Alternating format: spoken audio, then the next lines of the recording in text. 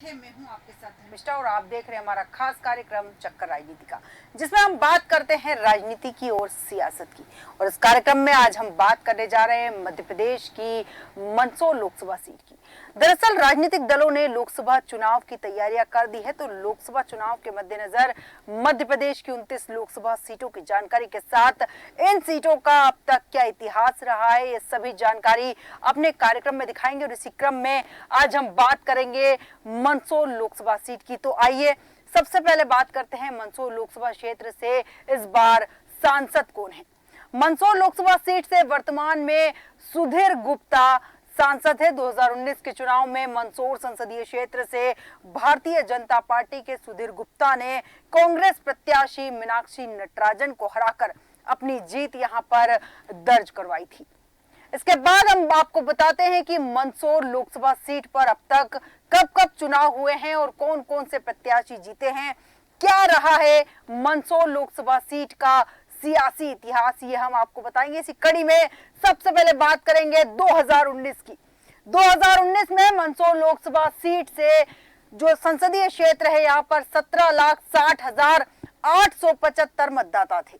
और 2019 में मंदसौर लोकसभा सीट से भारतीय जनता पार्टी के जो उम्मीदवार थे सुधीर गुप्ता चुनाव जीते थे। इसके बाद भारतीय जनता पार्टी के जो उम्मीदवार थे सुधीर गुप्ता, यहां पर सुधीर गुप्ता 2019 में मंदसौर लोकसभा सीट से सुधीर गुप्ता 8,47,786 वोटों के साथ चुनाव जीते थे। और 2019 में मंदसौर संसदीय क्षेत्र से कांग्रेस की जो उम्मीदवार थी मीनाक्षी नटराजन 3,76,374 वोटों के साथ चुनाव हार गई थी। और 2019 में ही मंदसौर संसदीय क्षेत्र से कांग्रेस की मीनाक्षी नटराजन 4,71,052 वोटों के साथ दूसरे स्थान पर रही थी। 2019 में मंदसौर संसदीय क्षेत्र से 14 प्रत्याशी यहां पर मैदान में थे। इसके बाद हम इसी कड़ी में आगे बात करेंगे 2014 की। 2014 में मंदसौर संसदीय क्षेत्र में 16,26,556 मतदाता थे। 2014 में मंदसौर लोकसभा सीट से भारतीय जनता पार्टी के जो उम्मीदवार थे सुधीर गुप्ता यहां से चुनाव जीते थे। 2014 में मंदसौर लोकसभा सीट से भाजपा के सुधीर गुप्ता को 6,98,335 वोट हासिल हुए थे। और 2014 में मंदसौर संसदीय क्षेत्र से कांग्रेस की जो उम्मीदवार थी मीनाक्षी नटराजन 3,03,649 वोटों से चुनाव हार गई थी। और 2014 में मंदसौर संसदीय क्षेत्र से कांग्रेस की मीनाक्षी नटराजन 3,94,686 वोटों के साथ दूसरे स्थान पर रही। और 2014 में मंदसौर संसदीय क्षेत्र से 15 प्रत्याशी यहां पर मैदान में थे। इसके बाद हम बात करेंगे 2009 की। 2009 में मंदसौर संसदीय क्षेत्र में 13,71,067 मतदाता थे। और 2009 में मंदसौर लोकसभा सीट से कांग्रेस की जो उम्मीदवार थी मीनाक्षी नटराजन चुनाव जीती थी। 2009 में मंदसौर लोकसभा सीट से कांग्रेस की मीनाक्षी नटराजन 3,73,352 वोट मिले थे। और 2009 में मंदसौर संसदीय क्षेत्र से भारतीय जनता पार्टी के जो प्रत्याशी थे लक्ष्मी नारायण पांडे 30,819 वोटों से चुनाव हार गए थे। और 2009 में मंदसौर संसदीय क्षेत्र से भाजपा के डॉक्टर लक्ष्मी नारायण पांडे 3,42,713 वोटों के साथ दूसरे स्थान पर रहे। और 2009 में मंदसौर संसदीय क्षेत्र में 12 प्रत्याशी मैदान में थे। इसके बाद बात करेंगे 2004 की। 2004 में मंदसौर संसदीय क्षेत्र में कुल वैध वोटों की जो संख्या थी वो थी 7,76,538 मतदाता। और मंदसौर लोकसभा सीट से भारतीय जनता पार्टी के जो उम्मीदवार थे डॉक्टर लक्ष्मी नारायण पांडे चुनाव जीते थे। 2004 में मंदसौर लोकसभा सीट से भाजपा के डॉक्टर लक्ष्मी नारायण पांडे को 4,23,478 वोट मिले थे। और 2004 में मंदसौर संसदीय क्षेत्र से कांग्रेस के जो उम्मीदवार थे राजेंद्र सिंह गौतम 1,39,633 वोटों के साथ दूसरे स्थान पर रहे थे। और चुनाव यहां वो हार भी गए थे। 2004 में मंदसौर संसदीय क्षेत्र से कांग्रेस के राजेंद्र सिंह गौतम 2,83,845 वोटों के साथ दूसरे स्थान पर रहे थे और 2004 में मंदसौर संसदीय क्षेत्र में 9 प्रत्याशी जो थे मैदान में थे। इसके बाद हम बात करेंगे 1999 की।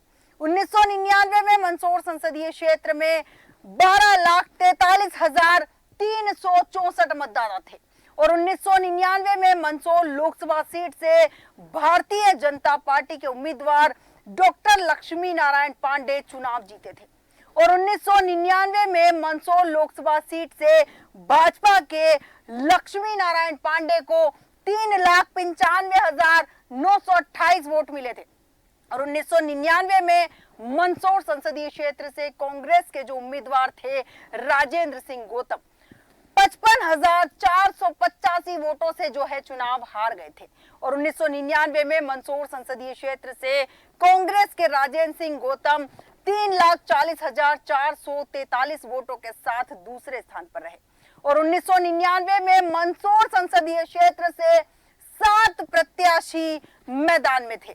इसके बाद हम आपको बताते हैं 1998 में क्या हुआ। 1998 में मंदसौर संसदीय क्षेत्र में 11,68,925 मतदाता थे और 1998 में मंदसौर लोकसभा सीट से भारतीय जनता पार्टी के जो उम्मीदवार थे डॉक्टर लक्ष्मी नारायण पांडे चुनाव जीते थे। 1998 में मंदसौर लोकसभा सीट से भाजपा के डॉक्टर लक्ष्मी नारायण पांडे को 4,12,849 वोट मिले थे और 1998 में मंदसौर संसदीय क्षेत्र से कांग्रेस के जो उम्मीदवार थे नरेंद्र भवन लाल नाहटा 17,702 वोटों से चुनाव हार गए थे और 1998 में मंदसौर संसदीय क्षेत्र से कांग्रेस के नरेंद्र भवन लाल नाहटा 3,95,147 वोटों से दूसरे स्थान पर रहे थे और 1998 में मंदसौर संसदीय क्षेत्र में 7 प्रत्याशी मैदान में थे। इसके बाद आगे बढ़ेंगे और बात करेंगे 1996 की। 1996 में मंदसौर संसदीय क्षेत्र में 11,57,505 मतदाता थे और 1996 में मंदसौर लोकसभा सीट से भारतीय जनता पार्टी के जो उम्मीदवार थे लक्ष्मी नारायण पांडे चुनाव जीते थे। 1996 में मंदसौर लोकसभा सीट से भाजपा के लक्ष्मी नारायण पांडे को 3,45,896 वोट मिले थे। 1996 में मंदसौर संसदीय क्षेत्र से कांग्रेस के जो उम्मीदवार थे घनश्याम पाटीदार नेहरू 79,848 वोटों से चुनाव हार गए थे और 1996 में मंदसौर संसदीय क्षेत्र से कांग्रेस के घनश्याम पाटीदार 2,66,048 वोटों के साथ दूसरे स्थान पर रहे और 1996 में मंदसौर संसदीय क्षेत्र से 31 प्रत्याशी मैदान में थे। इसके बाद हम बात करेंगे 1991 की। 1991 में मंदसौर संसदीय क्षेत्र में 10,17,532 मतदाता थे और 1991 में मंदसौर लोकसभा सीट से भारतीय जनता पार्टी के जो उम्मीदवार थे लक्ष्मी नारायण पांडे वो यहां पर चुनाव जीते थे। इसके बाद 1991 में मंदसौर लोकसभा सीट से भाजपा के लक्ष्मी नारायण पांडे को 3,79,000 वोट लगभग मिले थे और 1991 में मंदसौर संसदीय क्षेत्र में कांग्रेस के जो उम्मीदवार थे महेंद्र सिंह 6,983 वोटों से चुनाव हार गए थे और ये हार का अंतर बहुत कम था। 1991 में मंदसौर संसदीय क्षेत्र से कांग्रेस के महेंद्र सिंह 3,944 वोटों के साथ दूसरे स्थान पर रहे और 1991 में मंदसौर संसदीय क्षेत्र में 24 प्रत्याशी मैदान में थे। इसके बाद हम बात करेंगे 1989 की।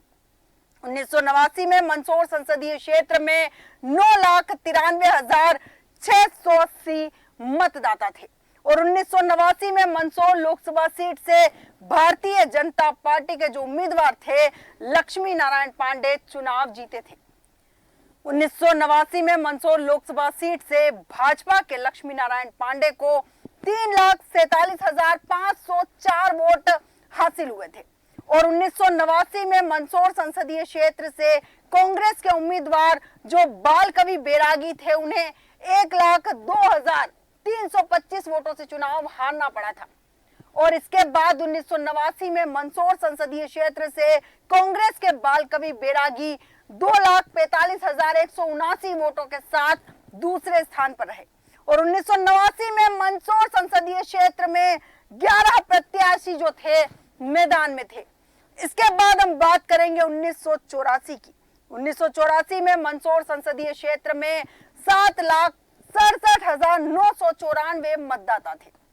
और 1984 में मंदसौर संसदीय क्षेत्र से कांग्रेस के उम्मीदवार बाल कवि बैरागी जो थे वो यहां पर चुनाव जीते थे। 1984 में मंदसौर संसदीय क्षेत्र से कांग्रेस के जो प्रत्याशी हैं बाल कवि बैरागी 2,92,131 वोटों के साथ दूसरे स्थान पर रहे थे। इसके बाद हम बात करेंगे 1984 में जो मंदसौर संसदीय क्षेत्र में भारतीय जनता पार्टी के जो उम्मीदवार है लक्ष्मी नारायण पांडे जो है 59,763 वोटों से चुनाव हार गए थे। और 1984 में मंदसौर संसदीय क्षेत्र से भाजपा के लक्ष्मी नारायण पांडे 2,32,368 वोटों के साथ दूसरे स्थान पर रहे। और 1984 में मंदसौर संसदीय क्षेत्र में 5 प्रत्याशी मैदान में थे। इसके बाद आगे बढ़ते हुए हम बात करेंगे 1980 की। 1980 में मंदसौर संसदीय क्षेत्र में 6,80,189 मतदाता थे। और 1980 में मंदसौर संसदीय क्षेत्र से कांग्रेस आई के उम्मीदवार भंवरलाल राजमल नाहटा चुनाव जीते थे। 1980 में मंदसौर संसदीय क्षेत्र से कांग्रेस आई के भंवरलाल राजमल नाहटा को 2,193 वोट हासिल हुए थे। और 1980 में मंदसौर संसदीय क्षेत्र से जनता पार्टी के जो उम्मीदवार थे लक्ष्मी नारायण पांडे 2,683 वोटों से यहां चुनाव हार गए थे। इसके बाद 1980 में मंदसौर संसदीय क्षेत्र से जनता पार्टी के उम्मीदवार लक्ष्मी नारायण पांडे 1,97,510 वोटों के साथ दूसरे स्थान पर रहे। और 1980 में मंदसौर संसदीय क्षेत्र से 12 प्रत्याशी यहां पर मैदान में थे। इसके बाद बात करेंगे 1977 की। 1977 में मंदसौर संसदीय क्षेत्र में 5,98,330 मतदाता थे। और 1977 में मंदसौर लोकसभा सीट से भारतीय लोकदल के जो उम्मीदवार थे लक्ष्मी नारायण पांडे यहां पर चुनाव जीते थे। इसके बाद 1977 में मंदसौर लोकसभा सीट से भारतीय लोकदल के लक्ष्मी नारायण पांडे को 1,99,688 वोट हासिल हुए थे। और 1977 में मंदसौर संसदीय क्षेत्र से कांग्रेस के जो उम्मीदवार थे बंशीलाल गांधी 51,107 वोटों से चुनाव हार गए थे। और 1977 में मंदसौर संसदीय क्षेत्र से कांग्रेस के बंशीलाल गांधी को 1,48,581 वोटों के साथ दूसरे स्थान पर रहना पड़ा। और 1977 में मंदसौर संसदीय क्षेत्र से 5 प्रत्याशी मैदान में थे। इसके बाद हम आपको बताते हैं कि 1971 में मंदसौर संसदीय क्षेत्र में क्या हुआ। 1971 में मंदसौर संसदीय क्षेत्र में 5,24,764 मतदाता थे। और 1971 में मंदसौर लोकसभा सीट से भारतीय जनसंघ के जो उम्मीदवार थे लक्ष्मी नारायण पांडे चुनाव जीते थे। 1971 में मंदसौर लोकसभा सीट से भारतीय जनसंघ के लक्ष्मी नारायण पांडे को 1,49,147 वोट मिले थे। और 1971 में मंदसौर संसदीय क्षेत्र से कांग्रेस के उम्मीदवार बाल कवि बैरागी 7,603 वोटों से चुनाव हार गए थे। और 1971 में मंदसौर संसदीय क्षेत्र से कांग्रेस के बाल कवि बैरागी को 1,41,544 वोटों के साथ दूसरे स्थान पर रहना पड़ा था। और 1971 में मंदसौर संसदीय क्षेत्र में 4 प्रत्याशी यहां पर मैदान में थे। इसके बाद हम आपको बताते हैं कि मंदसौर लोकसभा सीट पर अब तक हुए चुनाव में कितनी बार किस राजनीतिक दल के प्रत्याशी चुनाव जीते हैं। मंदसौर लोकसभा सीट भाजपा का गढ़ मानी जाती है। 1989 के बाद से कांग्रेस को इस सीट पर 20 साल बाद यानी कि 9 में जीत हासिल हुई थी। पिछले अगर 2 चुनाव से इस सीट पर भाजपा का कब्जा है। मंदसौर लोकसभा सीट पर 4 बार कांग्रेस के सांसद रहे हैं। मंदसौर लोकसभा सीट पर 8 बार जो है भाजपा के प्रत्याशी जो है यहाँ पर चुनाव जीते, यानी कि 4 बार कांग्रेस और 8 बार भाजपा के प्रत्याशी चुनाव जीते हैं। और मंदसौर लोकसभा सीट पर 3 बार जो है भारतीय जनसंघ के सांसद भी यहाँ पर रहे हैं। इसके बाद मंदसौर लोकसभा सीट पर 1 बार जनता पार्टी के प्रत्याशी भी चुनाव जीते हैं। और इसी सीट पर अगर हम बात करें तो 1 बार कांग्रेस आई के जो सांसद है वो भी यहाँ पर चुनाव 1 बार जीत चुके हैं। इसके बाद हम आपको बताते हैं कि मंदसौर लोकसभा क्षेत्र के अंतर्गत किन किन जिलों की कितनी विधानसभा सीटें शामिल है। मंदसौर लोकसभा क्षेत्र के अंतर्गत 3 जिलों की 8 विधानसभा सीटें आती है। मंदसौर लोकसभा क्षेत्र में रतलाम जिले की 1 विधानसभा सीट यहाँ पर शामिल है। मंदसौर लोकसभा क्षेत्र में मंदसौर जिले की 4 विधानसभा सीट शामिल है। इसके बाद मंदसौर लोकसभा क्षेत्र में नीमच जिले की 3 विधानसभा सीटें भी शामिल है। रतलाम जिले की जावरा विधानसभा सीट, मंदसौर जिले की मंदसौर विधानसभा सीट और इसके बाद मंदसौर जिले की मल्हारगढ़ विधानसभा सीट, मंदसौर जिले की मल्हारगढ़ के बाद मंदसौर जिले की सुवासरा विधानसभा सीट भी इसी के अंतर्गत है। मंदसौर जिले की गरोठ विधानसभा सीट, नीमच जिले की मनासा विधानसभा सीट और नीमच जिले की ही जावद विधानसभा सीट और नीमच जिले की नीमच विधानसभा सीट भी शामिल है। इसके बाद हम आपको बताते हैं कि मंदसौर लोकसभा क्षेत्र के अंतर्गत आने वाली 8 विधानसभा सीटों में कितनी सीटों पर किस राजनीतिक दल के विधायक है, ये हम आपको बताते हैं। मंदसौर लोकसभा क्षेत्र में आने वाली 8 विधानसभा सीटों में से 7 सीटों पर भाजपा के विधायक काबिज है और 1 सीट पर कांग्रेस के विधायक काबिज है। जावरा विधानसभा सीट पर भाजपा के राजेंद्र पांडे जो है वो यहाँ पर विधायक है। हम बात कर रहे हैं सबसे पहले जावरा की। जो जावरा विधानसभा है इस पर राजेंद्र पांडे जो है, जिनकी तस्वीर आपको यहाँ नजर आ रही है, राजेंद्र पांडे यहाँ से विधायक है। इसके बाद हम बात करेंगे अगली सीट की। अगली सीट है मंदसौर। मंदसौर विधानसभा सीट पर कांग्रेस के जो है विपिन जैन विधायक है। एकमात्र ये जो सीट है इस पर कांग्रेस का कब्जा है, बाकी की 7 सीटों पर भाजपा का यहाँ पर कब्जा है। इसके बाद बात करेंगे मल्हारगढ़ विधानसभा सीट पर भाजपा के जो हैं जगदीश देवड़ा विधायक है, जिनकी तस्वीर आपको यहाँ स्क्रीन पर दिखाई दे रही है। इसके बाद सुवासरा विधानसभा सीट पर भाजपा के हरदीप सिंह डंग विधायक है। भाजपा के यहाँ पर सुवासरा सीट विधानसभा सीट जो है इस पर भाजपा के विधायक और इन्हीं का इस पर कब्जा है। अब बात करेंगे गरोठ विधानसभा सीट पर भाजपा के जो हैं चंदर सिंह का कब्जा है। इसके बाद सबसे बड़ी बात यह है कि गरोठ विधानसभा सीट जो है जिस पर चंदर सिंह जी का यहाँ पर कब्जा है और ये सीट भी भाजपा के खाते में है।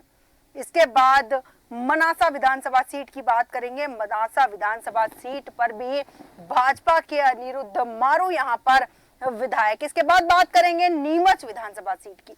नीमच विधानसभा सीट पर भाजपा के जो हैं दिलीप सिंह परिहार विधायक है। इसके बाद हम बात करेंगे जावद विधानसभा सीट की। तो जावद विधानसभा सीट पर भाजपा के ओम प्रकाश सकलेचा यहाँ पर विधायक है।